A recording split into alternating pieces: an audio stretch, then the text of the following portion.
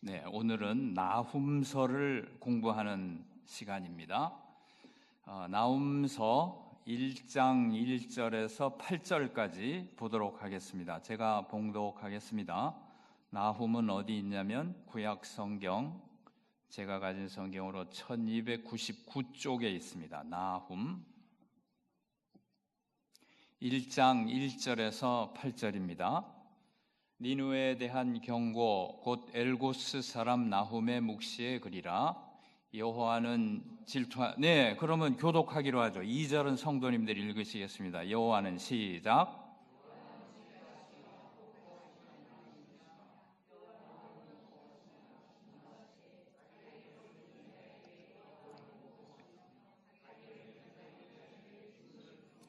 여호와는 노하기를 더디하시며 권능이 크시며 벌 받을 자를 결코 내버려 두지 아니하시느니라.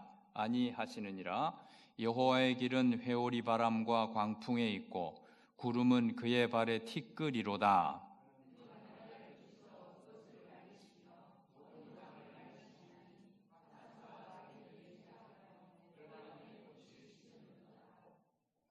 그로 말미암아 산들이 진동하며 작은 산들이 녹고 그 앞에서는 땅 곧 세계와 그 가운데에 있는 모든 것들이 솟아오르는도다.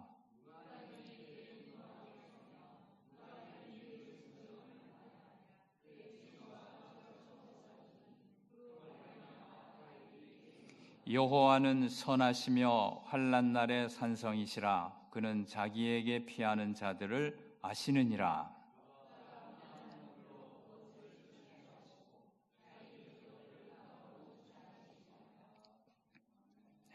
아멘. 예, 오늘은 이제 나훔서인데요.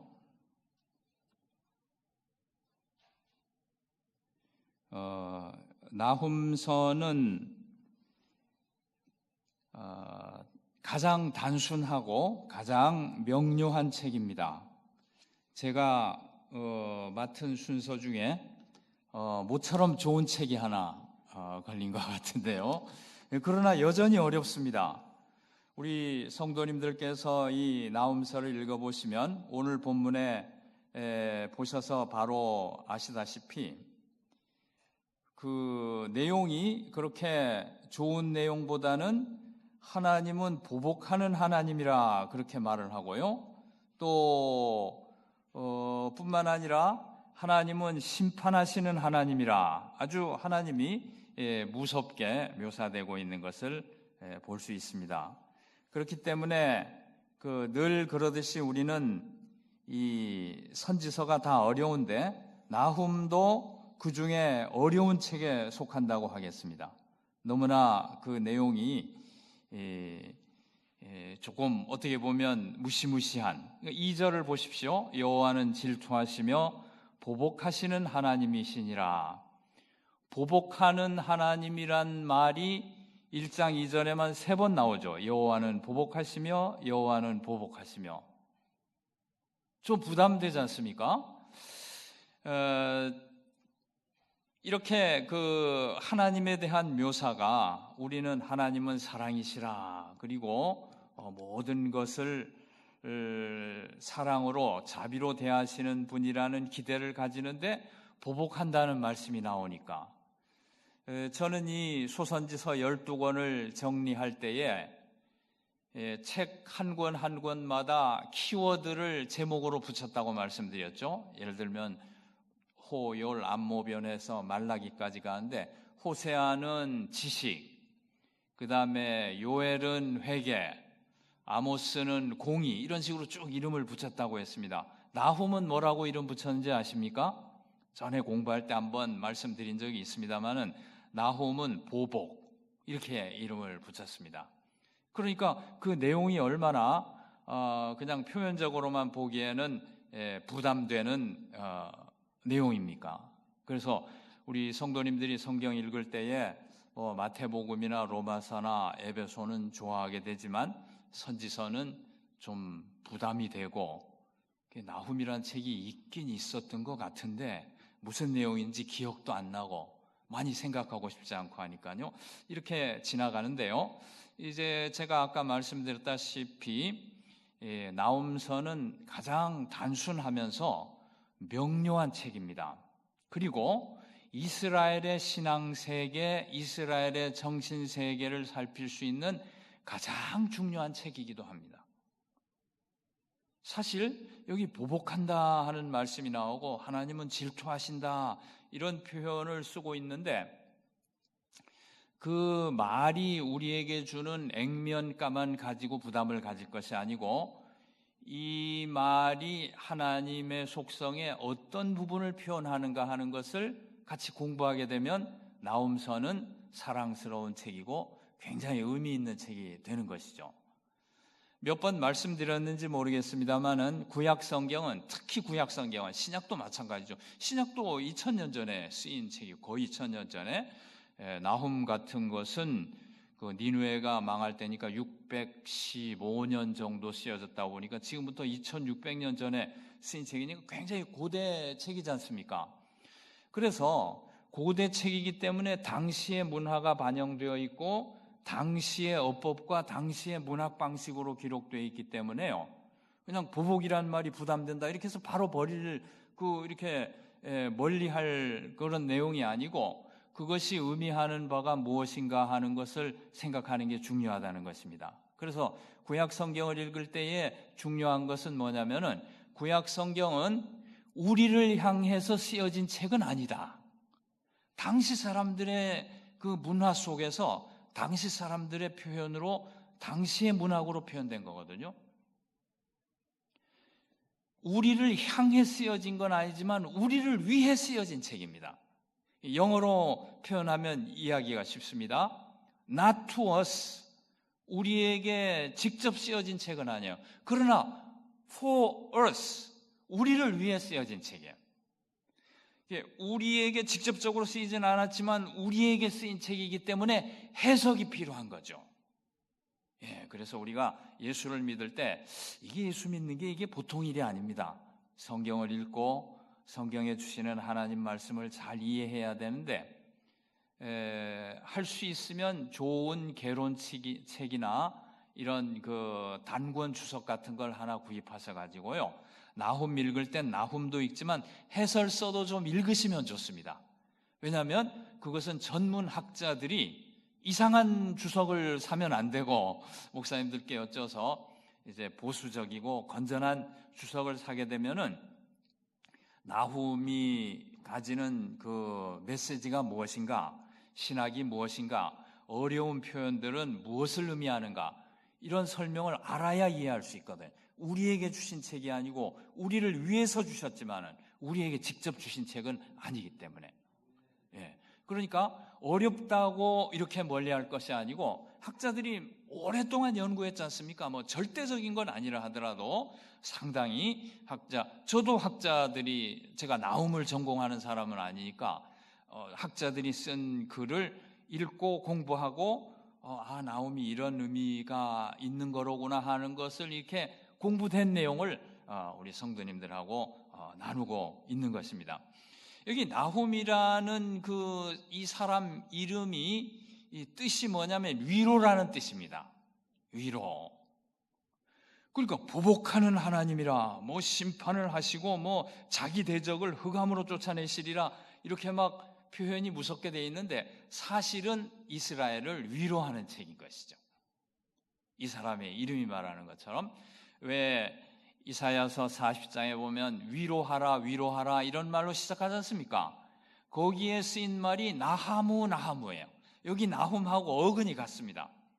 그러니까 나훔이란 책은 무엇이냐면 내용은 이스라엘의 철천지 원수인 아수르의 하나님이 심판을 가하는 내용이에요. 간단해요, 아주. 아수르는 얼마나 나쁜 나라인가 하면은 인류 역사상 아수르처럼 무자비하고 잔악한 나라는 없었다 이렇게 말해집니다. 저들이 주전 721년에 지금 나훔이 쓰인 시기는 주전 한 615년 오래돼야 620년 아수르가 망한 게 612년이거든요. 이 그 연대도 좀 기억해두면 좋습니다. 근데 다 기억하시기가 어려울 텐데 어쨌든 721년에 북왕국 이스라엘이 망했죠. 누가 망하게 했습니까? 아수르가 망하게 했습니다. 아수르는 어느 나라냐면 지금 이락 지방이에요. 이락 지방. 모술의 도서관이 파괴됐다, 그냥 아이시스하고 이락하고 전쟁한다 막 하는 그 모술 지방이 니느웨 정도 되는 걸로 생각합니다. 석유 많이 나는데 니느웨. 그러니까 거기 있던 이 아수르가 주전 721년에 이스라엘을 멸망시키고 612년에 바벨론에 의해서 또 멸망당합니다. 그리고 남왕국 유다는 586년에 바벨론에 의해서 멸망당하게 되죠. 그러니까 북왕국 이스라엘이 망하고 남왕국이 망하기 그 사이 어느 시점인데 612년에 망하는데 그 피터 크레이기라는 학자는 612년에 망하기 바로 전 한 615년경에 바벨론과 메대와 스키티아 이 세 연합군이 뭉쳐가지고 아수르를 공격하기 시작할 때쯤 한 예언으로 생각합니다. 나훔이 딱 보니까 바벨론, 메대, 스키티아가 연합군을 형성해가지고 기울어가는 나라 아수르를 치기 시작하니까 아수르가 망하는 게 보였죠. 그러한 상황에서 아수르가 망할 것을 하나님으로부터 계시받고 기록한 게 나훔입니다. 그러니까 유다로 보기에는, 이스라엘 민족으로 보기에는 북왕국 이스라엘은 721년에 망하고 지금 615년이니까 한 110년쯤 지나서인데, 이 지난 시점에 유다의 선지자인 나훔이 볼 때에 아수르, 이 니느웨에 대한 경고라고 그랬는데, 니느웨는 아수르의 수도죠. 이 아수르는 가장 전악하고 가장 무자비한 나라였고, 북왕국 형제 왕국을 멸망시키고 남왕국을 또 얼마나 괴롭혔는지 몰라요. 북왕국 멸망시켰으니까 남왕국 그냥 잡아버리는 거는 그냥 마음먹기 달린 건데, 조공을 걷어가고 계속 괴롭히니까 세상의 유다의 기억 속에 가장 지긋지긋한 나라 두 나라를 들려면 블레셋하고 아수르일 겁니다. 물론 나중에 바벨론에게 망했으니까 바벨론도 참 견디기 어려운 나라지만은 어쨌든 이스라엘 역사 속에 가장 그 부담이 되고 이렇게 괴로운 나라가 이 아수르였는데, 아수르에 대해서 아수르가 멸망할 것을 하나님께서 아수르의 이스라엘을 대신해서 복수해 주신다는 내용이니까 유다 입장에서 보면은 위로가 되는 것입니다. 그것이 나홈의 이야기입니다. 니느웨는 인류 역사상 가장 잔악한 나라라고 말씀드렸습니다. 주전 721년에 사마리아를 멸망시킬 때 2만 7천 명 가량을 포로로 잡아갔어요. 2만 7천 명 무슨 거린을 잡아갔겠습니까? 왕, 귀족, 지주, 엘리트, 공부 많이 한 사람들 전부 잡아가서 다른 나라에 갖다 심어버렸어요. 스탈린이 고려인들을 저 연해주에서 저 중앙아시아로 이동시키듯이 다 그렇게 옮기고서는, 이 아수르가 나쁜 것은 점령한 나라에 대한 민족 말살 정책이에요. 그래가지고 유다, 그 북왕국 이스라엘 땅에는 다른 나라 식민지에서 그 2만 7천여 명 정도 같은 수의 이방인을 유입시켜가지고요, 북왕국의 민족 정체성을 없애버렸습니다. 이렇게 이주 정책으로 이 민족들의 정체성을 말살시키는 이유는 뭐냐면은 저항운동이 일어나지 못하게, 그 민족을 그냥 놔두면 그 중에 또 똑똑한 사람들이 나타나가지고 레지스탕스 하니까 그걸 못하게 아예 그냥 민족들을 막 섞어버리는 것. 어느 한 도시를 점령하면 점령지 사람들을 가죽을 벗기고 그 가죽 벗긴 몸뚱이를 갈고리에 끌고 막 다녔다고 그래요. 얼마나 잔인한 나라입니까? 이게 다 설명드리고 싶지 않은 내용인데요. 대형박물관에 니누에에서 발견된 돌에 새겨진 조각이 대형박물관에 보관되어 있답니다. 그러니까 뭐 영국이나 프랑스는 그 중동이나 아프리카 다니면서 이런 유적들을 많이 파갔죠.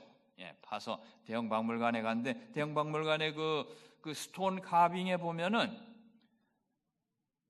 사람들의 머리만 잘라가지고 이렇게 무더기로 이렇게 동산을 만들어 놓은 그런 조각. 그러니 니누에가 얼마나 잔인했던 나라인지 모릅니다. 라기스 지방을 포위해가지고 그 사내립이 쳐들어가서 포위했지 않습니까? 이렇게 공격할 때는 성 밖에다가 이 장대에다가 그 이스라엘 사람 죽여가지고 그걸 나무 장대 이렇게 막 꽂아놓고 그걸 보여줬대. 막 두려움을 갖게 하려고. 포로를 잡으면 팔다리, 코, 귀, 혀 등 이렇게 수족을 자르는 것을 아주 일상으로 했던 그런 민족이라고 합니다. 얼마나 부담됐던 겁니까? 혹시 성경 읽다 보면 요아스가 어떻게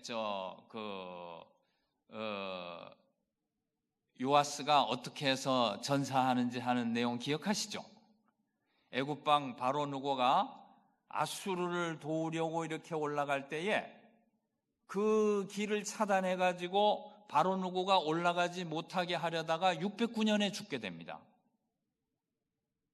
물론 605년에는 이제 바로 누고가 갈게미스 전투에서 바벨론에게 망하지만은, 자 보십시오. 이 요시야 왕이 그렇게 올라가서 그 북상하는 애국 군대를 막은 게 현실적으로 현명한 조치였을까요? 그게요, 요시야 왕의 머릿속에 아수르에 대한 강박 같은 두려움이 있었던 거예요. 아수르는 612년에 망했는데 그 아수르의 저항군들이 일어나가지고 애굽하고 연락해가지고 바벨론하고 대항하려는 동맹을 맺었습니다. 그러면 요시야 정도 지혜로운 왕이라면은 이제 망한 나라고, 그렇게 애굽하고 합쳐서 싸워봐야 바벨론은 뜨는 나라고, 태양처럼 뜨는 나라니까 바벨론을 저항하면 안 되는 거예요. 오히려 바벨론과 편을 먹는 게 지혜로운데, 다 망하고 되지도 않을 아수르와 그 애굽의 동맹군을 저지하는 쪽에, 그래 이 사람들이 합쳐가지고 바벨론과 싸우는, 그러니까 바벨론 편을 들어준 거 아닙니까?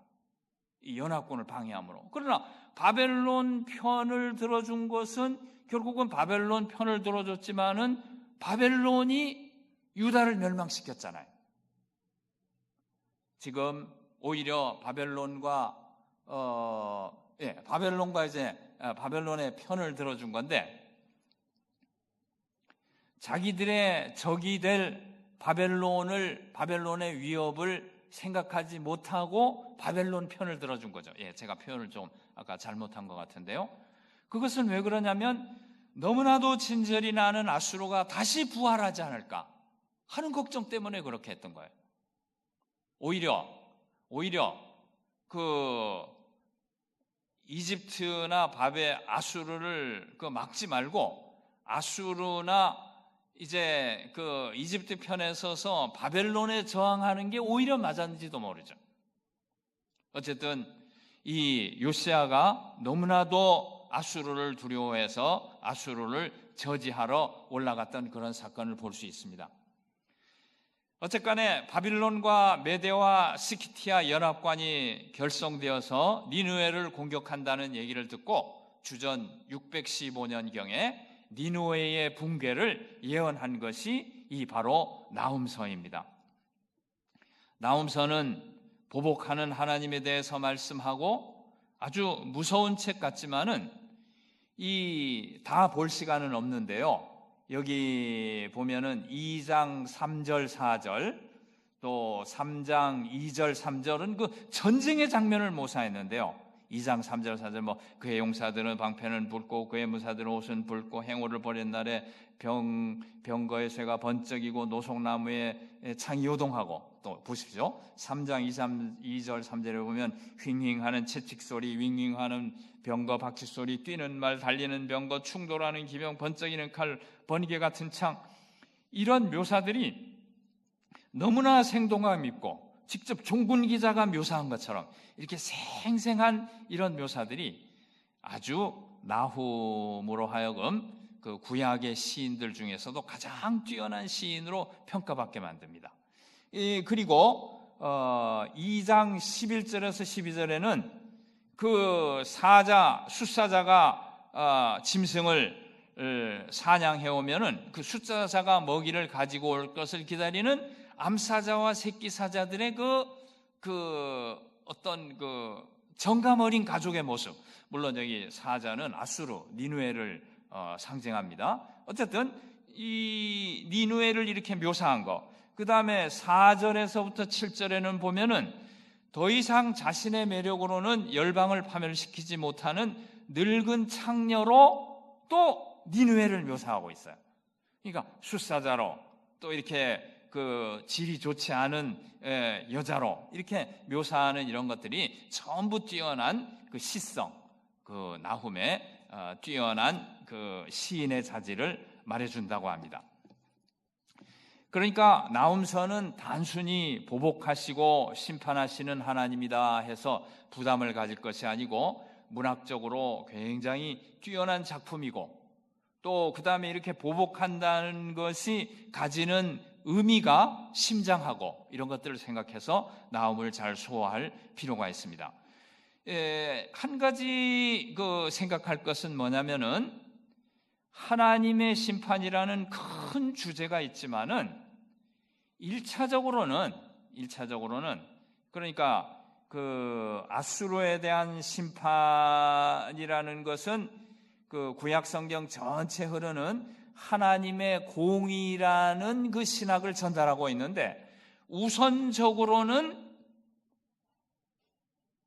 유다라든지 이스라엘이라든지 이 대국에 당하는 이 소국이 가지고 있는 뿌리 깊은 슬픔에 대해서 하나님이 공감하신다는 것을 말해주고 있습니다.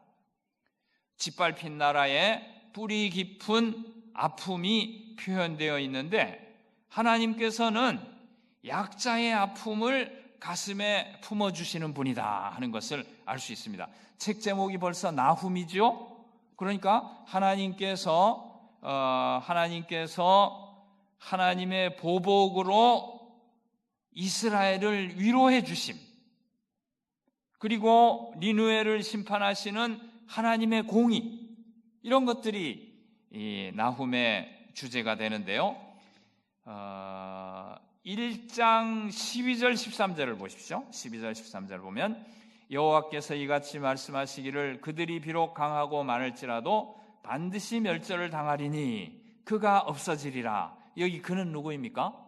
아수르죠. 니느웨. 저들을 처단해 주겠다.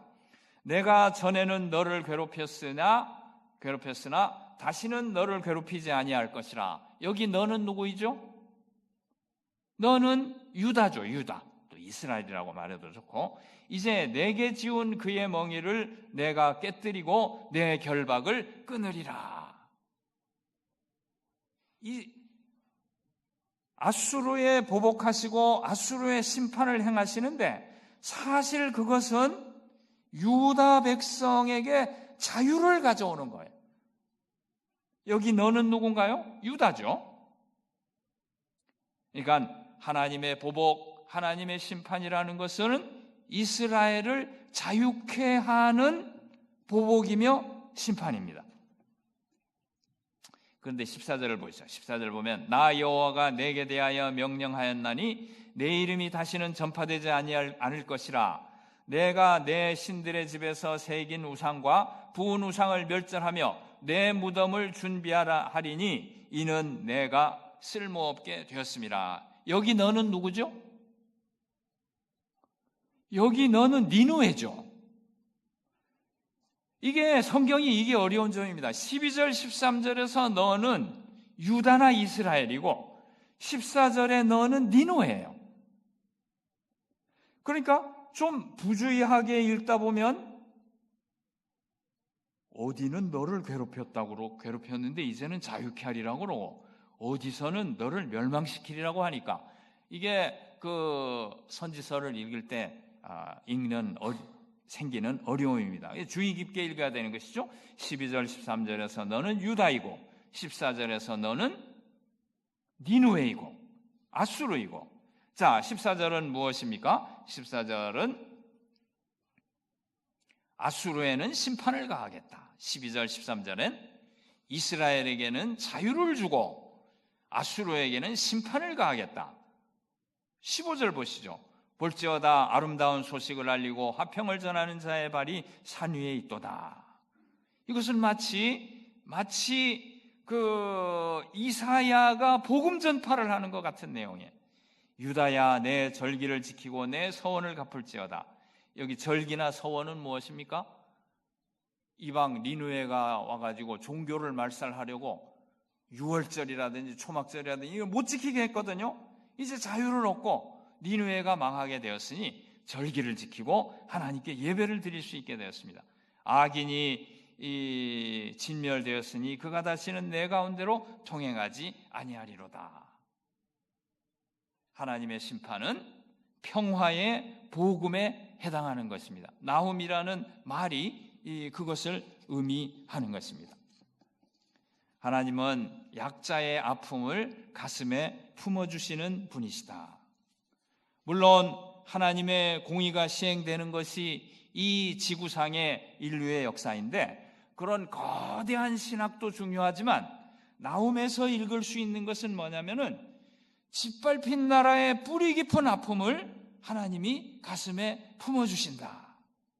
억울하게 당하는 약자의 아픔을 가슴에 품어주신다.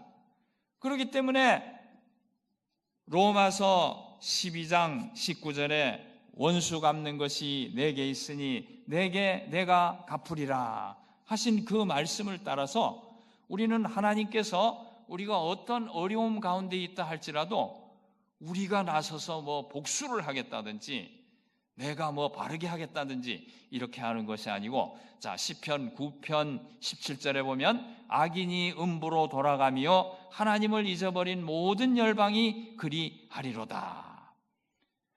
하나님께서 이 땅에 그 악인이 그런 그 압제자를 하나님이 이제 보복하신다는 말과 이런 심판의 방법으로 그 제자리로 돌아가도록 이렇게 하신다는 거죠. 로마서 12장 19절은 원수 갚는 것이 내게 있으니 내가 갚으리라고 주께서 말씀하시니라.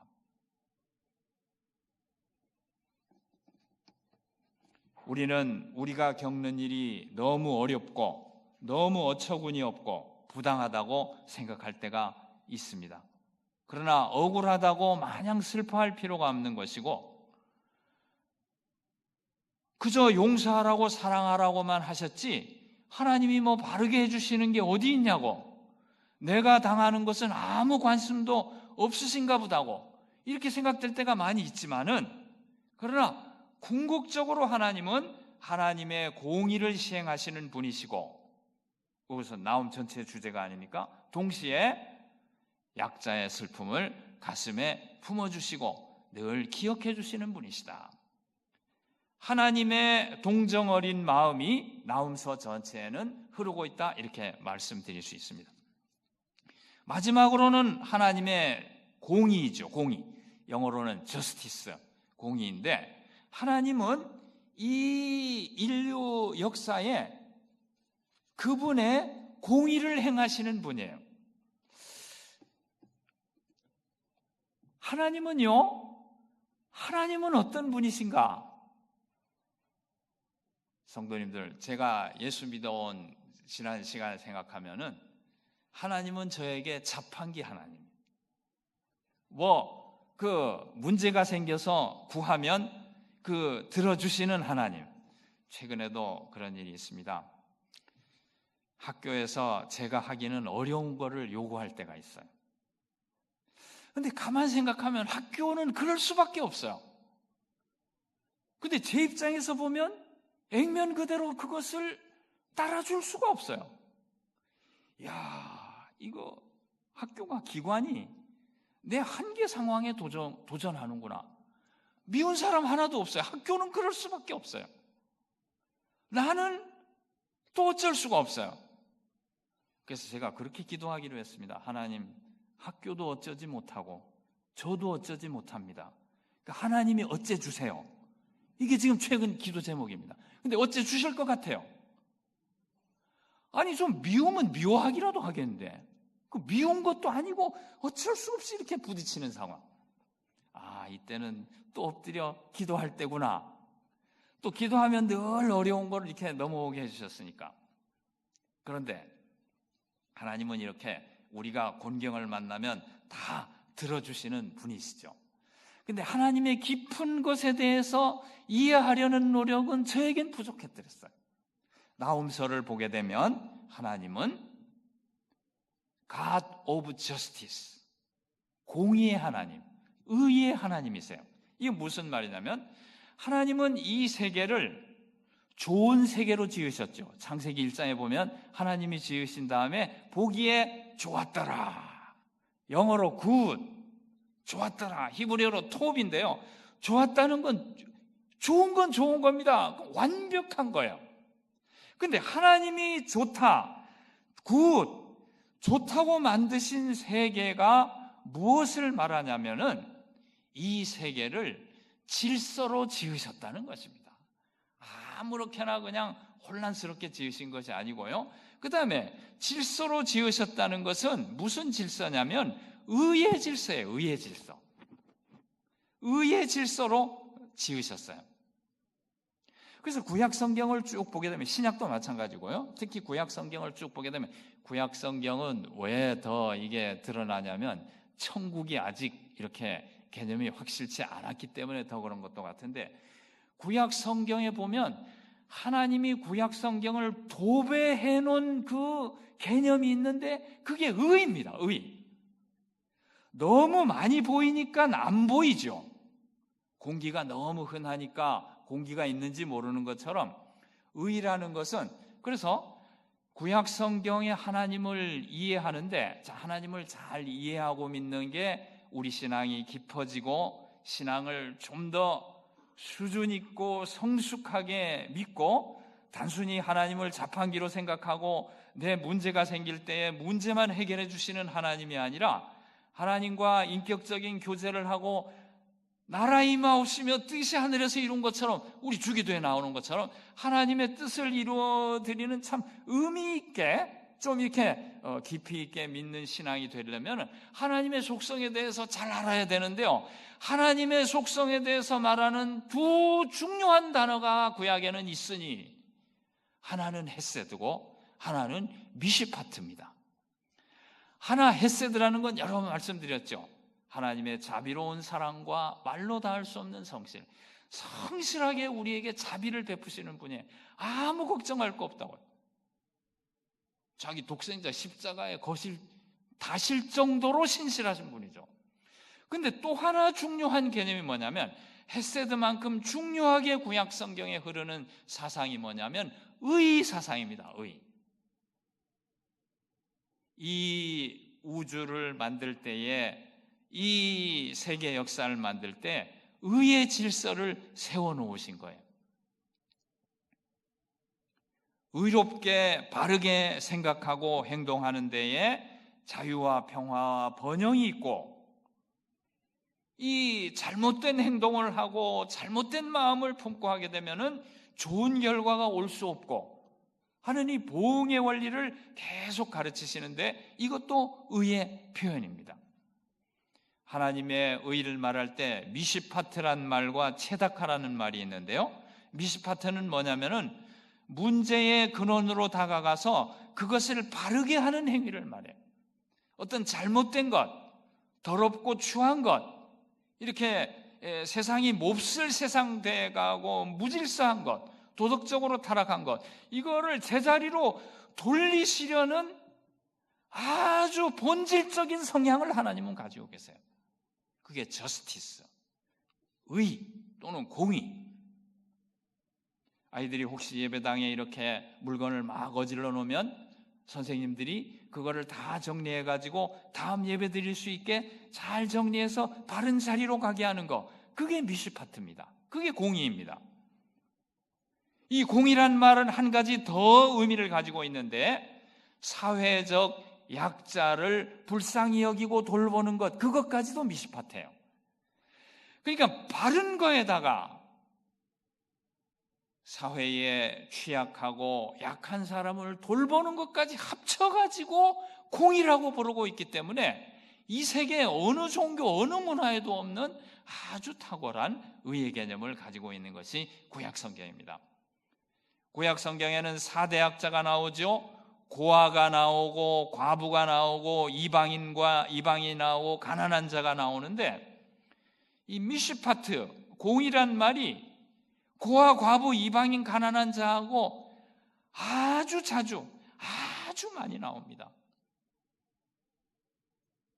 리차드 니버라는 학자는 공의는 뭐냐? 우리 미국 사회가 생각하는 그런 게 아니다.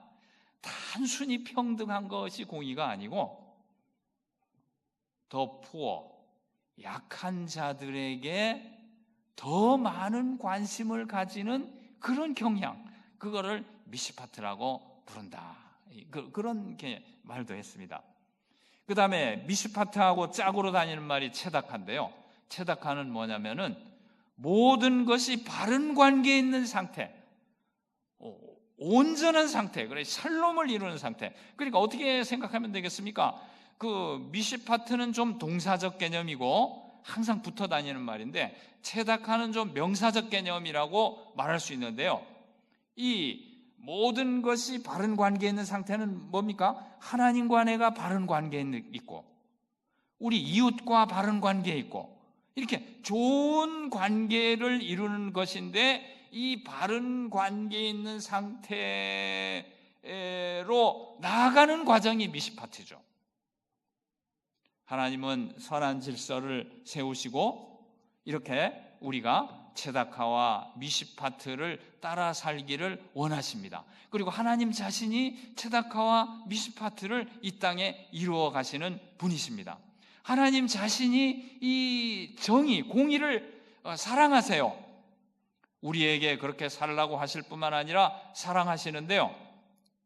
오늘 나훔서에 보면은 내가 만든 세상에서 이게 뭔 짓이냐, 우상 숭배하고 이렇게 잔악한 행동을 하고 이런 건 있을 수 없다 하고 흥분하고 계세요. 여기 하나님은 1장 2절에 여호와는 질투하시며 했는데, 질투하는 말이 굉장한 하나님의 열심을 말합니다. 아주 나훔서는 격앙된 책이고 열정적인 책이라고 말할 수 있습니다. 아수르가 유다를 유린하는 이런 나쁜 행동을 그냥 볼 수 없어서 아수르를 보복한다는 말로 심판하시는 거예요. 아주 속 시원한 책이에요. 속 시원한 책. 비록 짧은 책이지만은 인류 역사에는 하나님의 공의란 게 존재한다는 것을 명료히 보여주는 책이죠. 같은 내용의 책이 뭐 있나요? 오바댜가 그렇죠. 오바댜는 에돔에게 보복하는 책이고. 근데 이 하나님의 공의가 명료히 보이지 않아서 괴로워하고 고민하는 책이 있죠. 그것은 무엇입니까? 하박국이죠. 하박국은 바벨론이 이렇게 우리나라를 침공하는데 어째서 이런 일을 가만두십니까?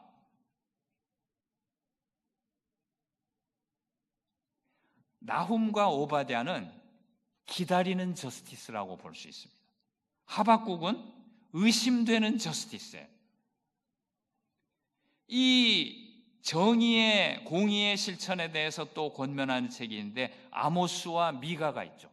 아모스와 미가는, 나훔과 오바댜는 조금 기다려라, 그러면 하나님이 공의의 심판을 해줄게 하는 책이고요. 아모스와 미가는 내가 공의의 하나님이니 너희는 공의를 실천하는 사람이 되라. 실천하는 저스티스가 아모스와 미가라고 말할 수 있습니다.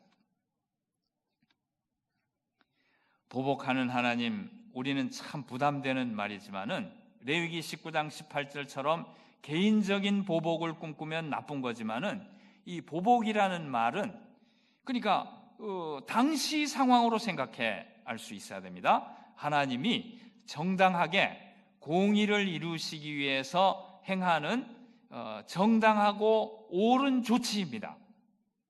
하나님은 짓밟힌 나라의 뿌리 깊은 아픔을 가슴에 품어주시는 분입니다.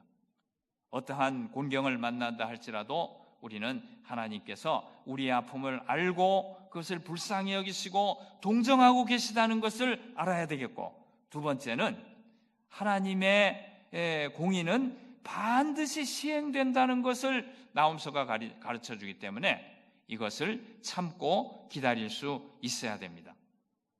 우리는 하나님의 공의를 기다릴 줄 아는 믿음이 있어야 되겠습니다. 그래서 내가 먼저 나서서 이렇게 복수를 한다든가 하는 것이 아니고, 하나님이 공의를 시행하시기 때문에 우리가 살아가는 방법은 사랑을 실천의 모토로 삼고 실천은 사랑으로 하면서 하나님이 공의를 이루어 주실 날을 기다리는 것이죠. 이제 시간이 다 되어서 마치겠습니다만은 이렇게 공의에 대해서, 의와 공의에 대해서 말씀드렸는데, 번역할 때는 미시파튼 공의라고 하고 채닥한 의라고 이렇게 하는데, 개역 한글 번역이 더 이렇게 일관성이 있어서 좋은데요. 어쨌든 공의, 의라는 것을 나홈서가 말씀해 주는데, 왜 나홈서가 중요하냐 하면은 창세기부터 요한계시록까지 하나님의 그 의라는 질서가 쭉 흐르고 있습니다. 우리가 믿음으로 의롭게 된다고 하는 것도 사실은 하나님과 바른 관계를 얻기 위해서 그리스도가 십자가에 죽으셨다는 것도 사실은 의의 질서가 있기 때문에 주님의 그러한 십자가 희생이 필요한 것이죠. 이런 의라는 원리가 쭉 흐르고 있기 때문에 구약 성경을 보십시오. 아브라함을 부르실 때에 아브라함을 18장, 창세기 18장에서 아브라함을 선택하신 이유에 대해서도 아브라함의 씨로 말미암아 이 땅 위에 의와 정의를 이루기 위해서 아브라함을 불렀다, 이렇게 말하고 있습니다. 하나님의 정의란 것은 물론 잠언이라든지 이런 데도 나타나지만 선지서 전반에, 또 시편에, 또 잠언 같은 지혜서에 이렇게 쭉 흐르는 것은 하나님께서 그 지상의 역사를 그냥 내버려 두지 아니하시고 그 어떤 질서 가운데 다스린다는 것을 말씀해 줍니다. 그리고 우리도 우리의 삶이 이런 하나님의 질서에 대해서 알고 그것에 반응하는 신앙이 되어야 된다. 이것이 우리가 신앙생활을 할 때 단순히 하나님과 나와의 관계 구해서 받고만 하는 것이 아니고, 하나님의 인격을 알고 그 말씀에 순종하고 그의 뜻을 이루어드리는, 좀 값지게 믿고, 이제 그 본헤퍼라는 학자가 미국의 기독교를 포함해가지고 많은 교회를 값싼 기독교라 이렇게 불렀는데요. 듣기는 기분 나쁘지만은 잘 묵상하면 내 신앙을 반성하게 됩니다. 하나님의 의에 대해서 인지하고 그 하나님의 의를 기다리고, 그 다음에 그 의를 실천하려는 이러한 노력, 이런 것들이 우리 신앙을 아주 값진 신앙으로, 참 의미 깊은 신앙으로, 하나님의 정의라는 것은 중간에 생긴 개념이 아니고 아주 처음부터 본질적으로 예수님이 하신 그 삶 속에도 나타나고, 미가서 6장 8절에 보면은 정의를 행하고 자비를 사랑하며 주님과 겸손히 행하라고 말씀하셨는데, 이 정의라는 것은 밖에서 무슨 사회학자들이 만들어낸 개념을 끌어오는 것이 아니고, 처음부터 아브라함을 부를 때부터 또 예수님의 삶 속에 나타나는 것이기 때문에 주님을 따르는 우리들의 잡 디스크립션입니다. 우리가 살아야 된다면 어떻게 살아야 되는가? 의를 실천하려는 삶, 말씀에 순종하면서 이 땅을 몹쓸 세상 되게 놔두지 않고 좋은 세상으로, 하나님의 뜻이 이루어지는 세상으로 만들려는 노력이 있어야 될 것입니다. 나훔서는 이처럼 하나님의 속성 중에 아주 중요한 속성인 하나님의 헤세드라는 속성뿐만 아니라 하나님의 그 체다카와 미시파트라는 속성의 그 본질에 대해서 잘 가르쳐주는 책입니다. 기도하겠습니다. 하나님 아버지 감사합니다. 나훔서를 통해서 하나님의 공의가 시행되는 역사를 가르쳐 주심을 감사합니다. 하나님께서 다스리는 이 세상에서